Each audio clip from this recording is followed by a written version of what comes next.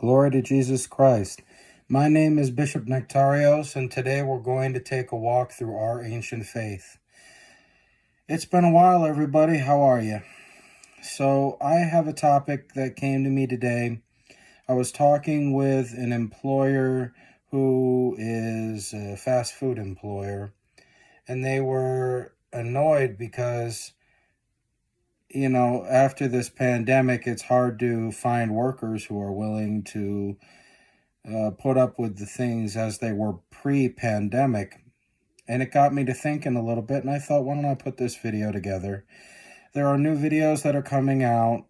I've been enormously busy, and I've been dealing with some health complications from when I had COVID almost 2 years ago. It's still, to some extent, bothering me, especially when it comes to my ability to oxygenate my body, really. So let's get into it. It used to be that the job market could do virtually anything it wanted, and you had to put up with it because you had to pay bills. It used to be that we had pensions, that we had guaranteed time off, that we had all these things, and one by one, these benefits have been whittled away slowly because if you take away too many at once, or if you do it only as a single company, then you're not going to keep your employees. But if you do it industry-wide, people are going to look for opportunities, and they're not going to find any except in the very highest positions. So the pandemic rolls around, and so many people were sent home. And they had to deal with all this time on their hands to think it over and realize we don't like the way things were pre-pandemic. And where those stimulus checks don't pay much. They really do not pay much, especially if you live in some of the bigger cities where rent's like $1,000, $2,000 a month. It's not even a month's worth of bills and utilities. Yet they also didn't want you to work. They wanted you to stay home and stay isolated and build up a mountain of rent debt, which you couldn't possibly hope to repay. So a lot of the people went and started side hustles and built them up into their own jobs, their own work. And then the pandemic's over, and all of a sudden everyone is expecting all these people to come back to the jobs that they left behind that were frankly taking advantage of them because they knew they had no choice. If you want to work, you got to deal with the rules that they set for you in order to work there. Otherwise, they'll just find someone else. And there's always someone else waiting to replace you. So they're mad because we're not interested in going back to things the way they were. But at the same time, I think employees have gotten a little too much freedom in their heads because some of them are still building up side hustles. You need to be able to pay bills. You need to be able to handle things. And it damages a business's ability to operate, especially if their manpower gets too low. They lose the ability to operate as a company. Well, first, I wanted to state that I agree with this idea in principle, that you need to be out there taking advantage of the opportunity that was given to you by this pandemic. You need to be starting your own businesses. You need to be contributing something of value to your community, not simply working a 9-to-5 in a job that you can't stand just so that you can make a paycheck and go buy things that you technically can't afford simply because they're status symbols. You could really be taking all that money and then instead making a mark on this world with it. And that, it doesn't make much sense to me.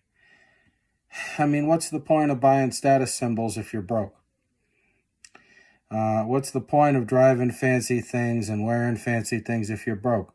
You're fake rich. You're not real. I mean, you look at real, actual wealthy people, and they are dressed moderately, conservatively, inexpensively. They're quiet. They don't flaunt wealth because that attracts the wrong kind of attention. And I think that as Christians, especially, what we need to remember first is that the love of money is the root of all evil, not money itself. You have the ability to go and start a business or maybe start a side hustle and contribute to society and be content with your lot in life. Your calling very much could lie in that direction. I mean, don't get me wrong, if you want to go work a 9 to 5, that's fine. What about taking the time to apprentice and learn a new trade? What about taking the time to maybe get a new education if you want to get into a career that requires that level of education? I mean, you have other options than going back to the job you hated and worked because you needed that paycheck. And I mean, how can you expect to help someone if you deny yourself the opportunities to do something that you love and to make a living doing that? I mean, a poor man never gave another man a job. A poor man is blessed, but he's part of the reason he's blessed is that he is placed in the position where he relies on the goodness of God. He has no safety nets. He has no time of preparation for things. He simply has to act and hustle every single day. And by the grace and glory of God, food ends up on the table, clothes end up in the kids' closets, and every single day is a struggle, but every single day brings the satisfaction that comes from the success. At the end of it, I'm not sure that God really cares whether you were the greatest doctor in the world or the poorest, fast food worker or construction worker, although they make pretty good money once they've got some tenure. But you could be the greatest or you could be the poorest. God's going to care about your heart. God's also going to care about whether or not you are answering the vocation that He's called you to. You have the opportunity to go and figure out for yourself who and what you are and what you're not, and to act on that. And it's something that should be considered.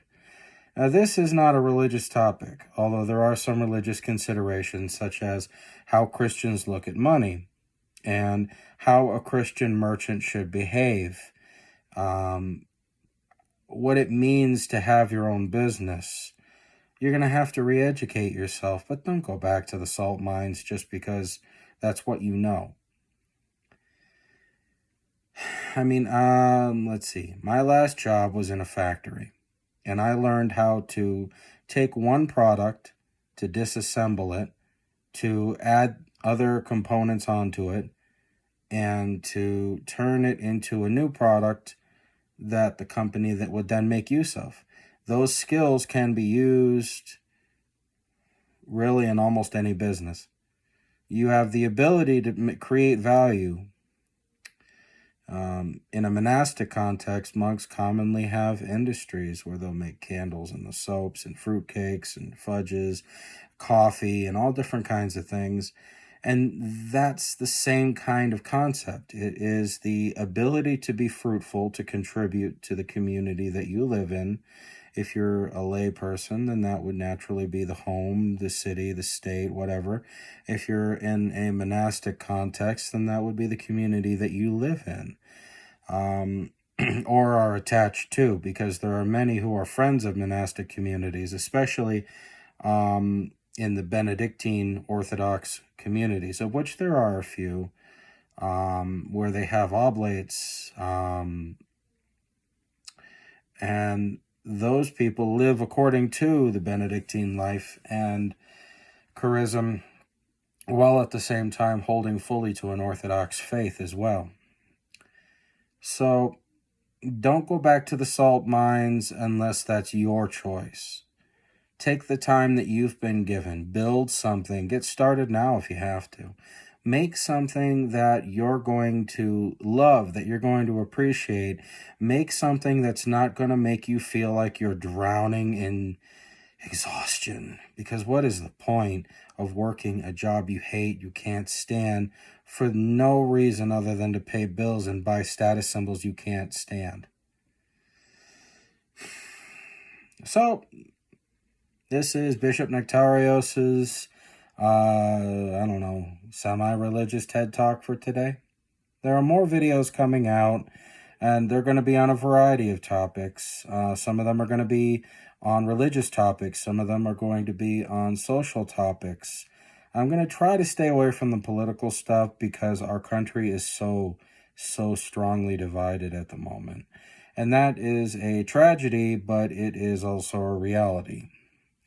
There is also naturally the other subtopic, which is going to eventually become a channel of its own, the martial arts, which is the second passion in my life, next to my faith.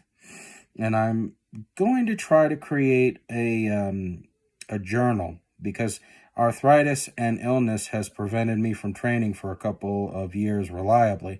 I've trained when I can, but it's nowhere near enough. So I would like to put forward a kind of an athlete's journal, if you wish, cataloging the efforts that it's taking me to get healthy, lose weight, and to start to ease some of the issues that I have been dealing with for a couple of years or longer now. I've missed all y'all. More videos are coming. Christ is born, brothers and sisters. Glorify him.